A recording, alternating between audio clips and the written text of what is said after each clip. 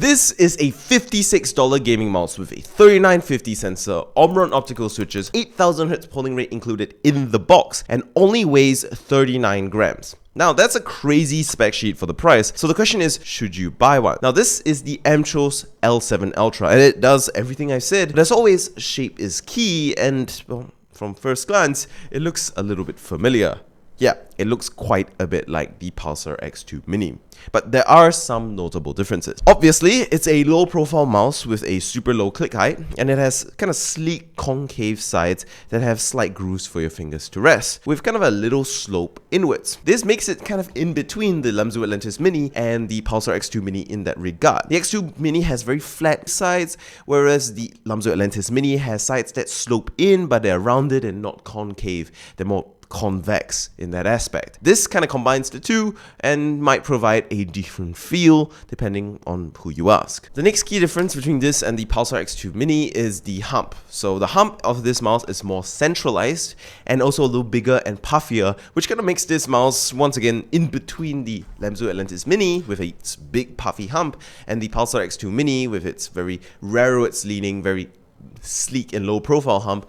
It kind of places this mouse in between, which is quite a unique spot to be in. I personally quite like this change. I think it's quite nice, especially for more kind of normal, slightly forward-leaning claw grips. For fingertip grips, this mouse I think is a pretty good choice. The flat sides make it pretty easy to grip and place your fingers anywhere, and the low click height and unobtrusive hump gives you a lot of flexibility in finger placement, making fingertip grip quite easy. I personally think that for hand sizes above 18 centimeters long, fingertip gripping this mouse should be no issue. For claw gripping, this mouse is definitely less on the supportive side than something like the Xiaomi U2 or the MCHOSE L7 Mini, with the hump only being a slight presence. That's not necessarily a bad thing, it's a completely personal preference thing, and it just depends on whether you like a more locked-in mouse that has deep grooves that forces your fingers into fixed positions, or you like something that gives you more flexibility to place your fingers.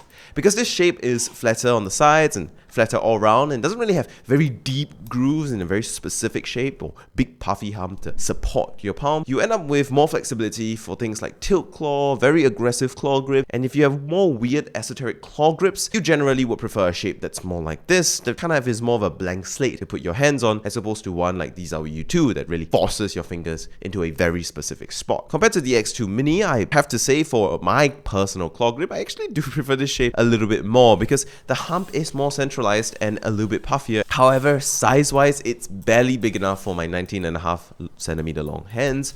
So I would say that it's a good fit for hand sizes about 17 to 19 centimeters long for claw gripping.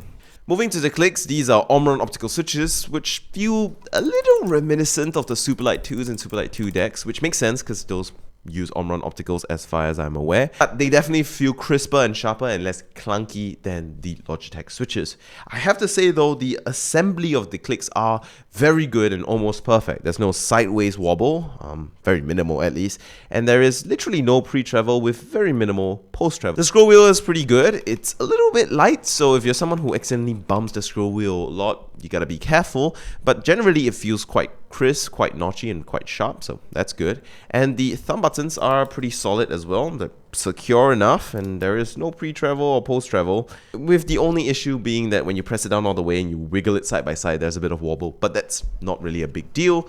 The coating is a nice, slightly glossy material, and I would actually guess that unless you have very sweaty palms, you probably won't need grip tape. And that's actually a very important thing with this mouse, that it has a good grip, because it weighs only 39 grams, and I have to say, if you let go of it and it slips out of your hand, it'd probably fly across the room since it's so light. As for other things with the MCHOSE L7 Ultra, well, the feet are kind of a standard level or slippery, nothing particularly fast or slow.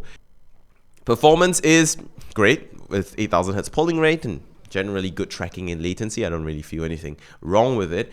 And battery life is pretty okay. You'd need to charge this after about a week of use at a 4000Hz polling rate, which is pretty standard. It's okay. All around though, it is a solid performer. All around, I have to say it's a solid performer. If this is the shape you want, this is an absolutely well-rounded and solid choice at a really aggressive price. And you could even still have a brilliant experience if you don't need the higher end specs with the lower end MCHOSE L7 and L7 Pro, if that's what you want. If you want to save a few bucks, those mice seem really good as well. As far as budget gaming mice go, I have to say that this definitely gets my thumbs up. Really solid. Good job.